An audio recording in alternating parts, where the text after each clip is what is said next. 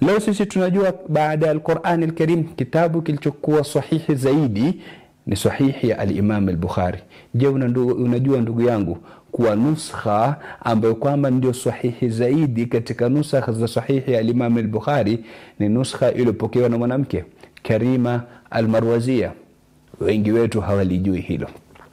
Je, unajua ndugu yangu kuwa mtu wa kwanza kuanzisha university alikuwa ni mwanamke, Fatima al-Ba'uniyya, katika pande za Morocco, Jamiat ama University ya Al-Qarawin?